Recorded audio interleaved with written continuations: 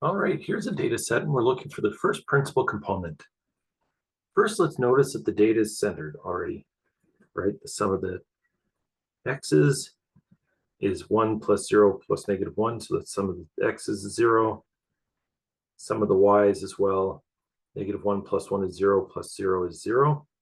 So the data is already centered, and there's no need to do anything in terms of cleaning it ahead of time. So that's the first step, is to center the data. Next, we want to find the data covariance matrix. So we're looking for S. S is going to be a third, because we have 3 data points, times the sum from 1 to 3 of xn transpose, which is a third of, we have 1, -1, 1, -1, plus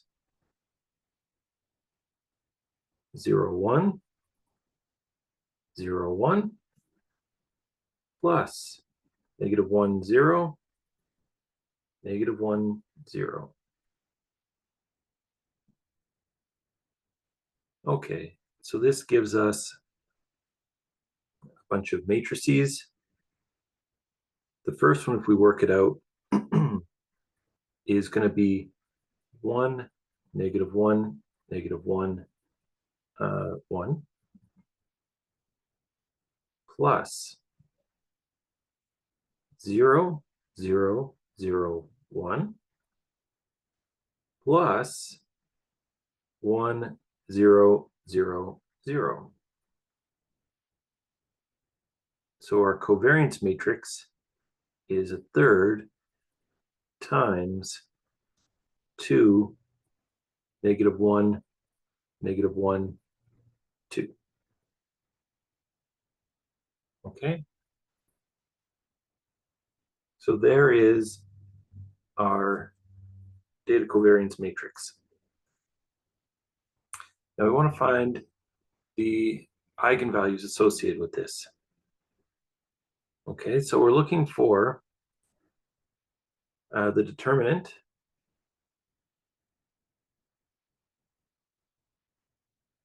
of, we can ignore the 1/3. 2 minus lambda, -1, -1, 2 minus lambda. And this gives us 2 minus lambda squared minus 1,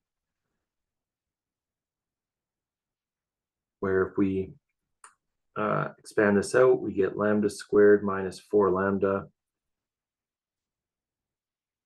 plus 3.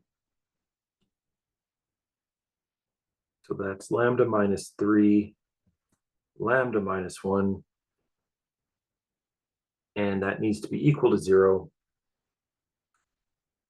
So our eigenvalues are 3 and 1.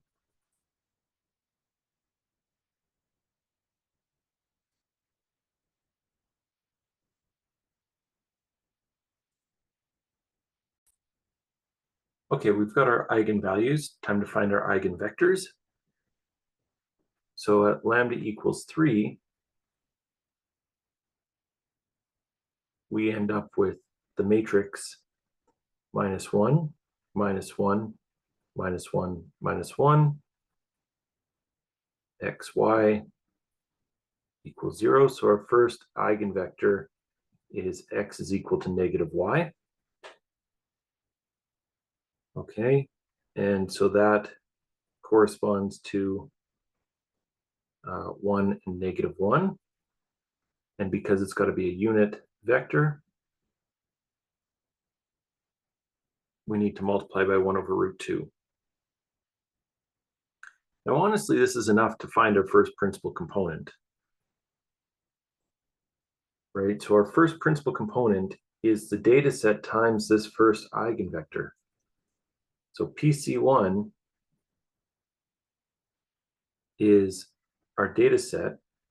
So it's dv, where d is our data and v is our eigenvector. So 1, 0, -1, -1, 1, 0 times the vector -1, 1, and all this times 1/√2. Okay, so we get -1, -1. That gives us a -2. We've got a 0 plus a 1 is 1. And then a +1 and 0, that's another 1. Still multiplied by 1/√2. And so that's our first principal component, 1/√2 times -2, 1, and 1. If we want to find the second principal component, we can look for our lambda equals 1 eigenvector. So this is 1, -1, -1, 1, xy equals 0. So here x is equal to y. So our eigenvector is 1/√2, 1, 1. So PC2 is going to be 1, 0, -1, -1, 1, 0 times 1, 1. And there's that 1/√2.